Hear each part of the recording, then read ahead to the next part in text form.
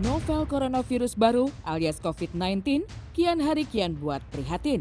Wabah virus ini jadi momok, banyak orang terpapar hingga tertular. Tercatat, data terakhir Kementerian Kesehatan Republik Indonesia pada dini hari tadi menunjukkan 514 orang terkonfirmasi positif dengan jumlah korban meninggal 48 orang. Dunia hiburan tanah air tak luput dari renggut virus yang penyebarannya cukup jadi perhatian yang begitu serius. Detri Warmanto menjadi artis pertama yang positif terkena virus corona. Menyusul kemudian istri Ganindra Bimo, Andrea Dian juga kini mengaku positif terjangkit. Hal tersebut diungkapkannya melalui akun Instagram pribadinya. Terhitung sejak tanggal 18 Maret, Andrea dinyatakan positif terpapar dan tertular COVID-19. Awalnya, Andrea sempat didiagnosa menderita DBD dan langsung diopname. Namun, beberapa hari kemudian, ia melakukan cek swab dan mencari tahu apakah dirinya terpapar COVID-19 atau tidak. Kemudian, 2 hari setelahnya aktris cantik ini dinyatakan positif.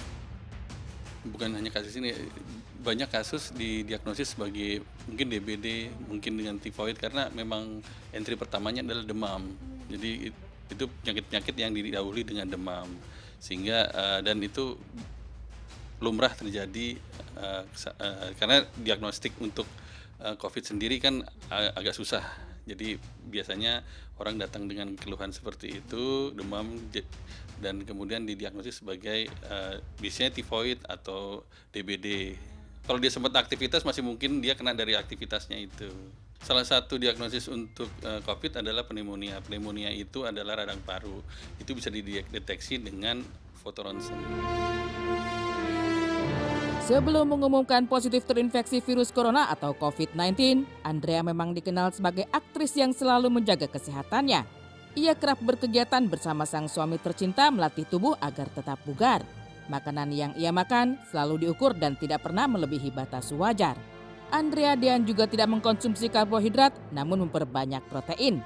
Namun nyatanya, di sisi lain, Andrea memiliki riwayat mengidap penyakit autoimun, di mana pada kondisi ini jadi salah satu yang paling rentan terpapar virus corona atau COVID-19.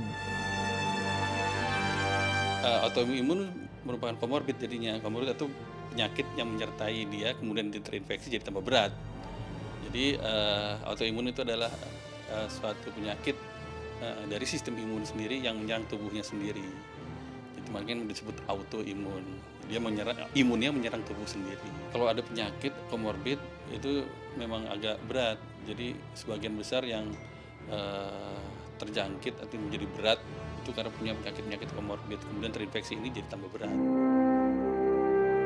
Penyakit autoimun adalah kondisi ketika sistem kekebalan tubuh seseorang menyerang tubuh sendiri. Normalnya, sistem kekebalan tubuh menjaga tubuh dari serangan organisme asing seperti bakteri atau virus. Namun pada seseorang yang menderita penyakit autoimun, sistem kekebalan tubuhnya melihat sel tubuh yang sehat sebagai organisme asing. Sehingga sistem kekebalan tubuh akan melepaskan protein yang disebut autoantibody untuk menyerang sel-sel tubuh yang sehat. Lewat unggahannya, Andrea juga turut menceritakan kondisi di mana ia diisolasi sesuai dengan protokol pemerintah. Ia berada di sebuah ruangan bersama 5 pasien lain yang bernasib sama seperti dirinya. Dara 34 tahun ini mengaku cukup beruntung mendapatkan tempat tidur, walau dengan fasilitas kamar yang seadanya. Ia menuturkan masih banyak pasien yang tidak dapat tempat istirahat yang layak. Beberapa di antaranya harus rela tidur di bangsal, bahkan di kontainer. Andrea pun menyisipkan pesan tatkala pihak berwenang membaca pesannya. Ia memohon agar para tenaga kesehatan lebih diperhatikan terkait fasilitas hingga hal mendasar untuk penanganan pasien yang diisolasi seperti sanitizer, tisu, sabun, dan air minum. Andrea mengaku kekurangan.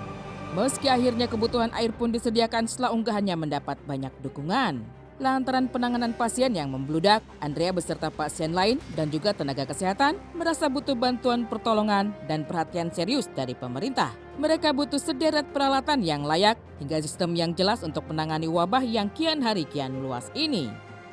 Ada cara sederhana untuk kita membantu bersama lawan corona. Banyak tagar di rumah aja digaungkan secara massal. Rupanya ini bukan sekedar isapan jempol belaka. Begitu syarat akan makna dan tindakan ini memberikan dampak besar agar novel coronavirus terbaru ini alias COVID-19 tak terus menyebar dan kian barbar.